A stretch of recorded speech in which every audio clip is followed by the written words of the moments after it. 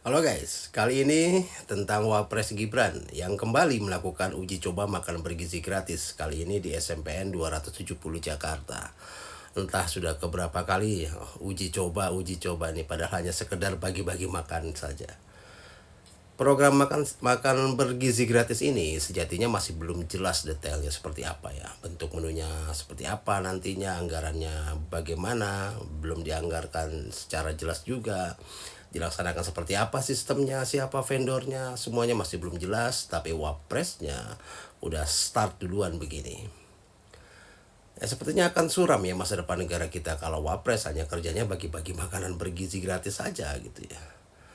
Ya seharusnya hal seperti ini kan bisa dilakukan setingkat kelurahan atau bahkan RW mungkin ya. Nah, kita sepertinya sulit untuk mengharapkan wapres yang seharusnya berpikir tentang bagaimana deflasi 5 bulan berturut-turut ini bisa tidak terjadi lagi, bisa diatasi.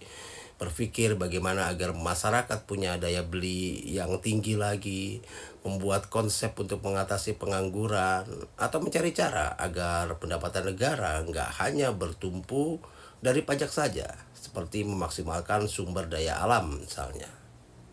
Nah, bicara soal daya alam (SDA) ini, Indonesia ini masuk daftar negara dengan SDA yang sangat melimpah. Nah, kalau kita lihat data dari World Economic Forum berdasarkan Indeks Tour and Travel Development tahun 2024, Indonesia menduduki peringkat ke-22 dunia. Sedangkan untuk kawasan Asia Pasifik, Indonesia ini berada di urutan keempat di bawah Cina dan India. Nah, Indonesia pernah mengalami overtourism pada tahun 2024 dan terancam akan mengalami overtourism lagi di tahun 2025. Bali merupakan destinasi favorit ya para pelancong dari mancanegara. Nah, kenapa mereka suka sekali berwisata ke Indonesia? Ya, karena wisata ke Indonesia ini sangat murah. Kalau kita perhatikan ya, rata-rata gaji di Amerika misalnya, di Amerika Serikat ini rata-rata 70 juta lah per bulan gitu. Nah, sedangkan di Indonesia ya UMR rata-rata 5 jutaan saja. Logikanya, daripada berwisata ke negara maju yang memakan kos sangat besar ya, tidak sedikit ini, ya lebih baik ke Indonesia saja dong, yang jauh lebih murah.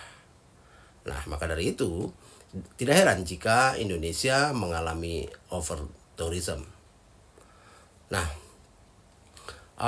kalau kita perhatikan lagi soal cadangan kekayaan alam di Indonesia misalnya, kalau kita bicara soal ini sepertinya agak sedih ya kalau ngomongin sumber daya alam di Indonesia yang katanya sangat-sangat berlimpah ini. Kenapa? Karena kekayaan alam Indonesia dinikmati para oligarki dan cukong-cukong asing saja. Ya, pada tahun 2020 misalnya, cadangan minyak bumi dan gas bumi di Indonesia masing-masing memiliki ya kurang lebih sebanyak 2.200 million stock tank barrels gitu, dan di tahun 2024 turun menjadi kurang dari 1.100 million stock tank barrels. Nah, sedangkan gas alam tahun 2022 sebanyak 41,62 triliun standar cubic feet ya. Dan pada tahun 2023 sebanyak 35,3 triliun standar cubic feet. Nah, cadangan batubara Indonesia per Maret 2024 menurut data dari Kementerian SDM sebanyak 35 miliar ton dengan sumber daya 134 miliar ton. Sedangkan cadangan bauksit ini sebanyak 31,3 miliar ton. Nah, untuk biji nikel berdasarkan data dari keputusan Menteri SDM nomor 132 tahun 2024, Indonesia memiliki cadangan biji nikel 5,3 miliar ton pada tahun 2023. Nah, lalu cadangan emas Indonesia per tahun 2023 sebanyak 2.600 ton. Nah, ini bahkan menjadikan negara kita ini peringkat ke-6 di dunia yang memiliki cadangan emas terbesar.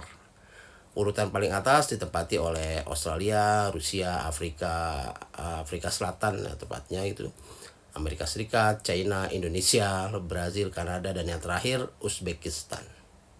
Nah, dari sekian banyak dan melimpahnya cadangan sumber daya alam kita, coba tebak berapa uang hasil sumber daya alam yang masuk ke Indonesia per tahun 2023? Ya, betul. Hanya 605,9 triliun saja.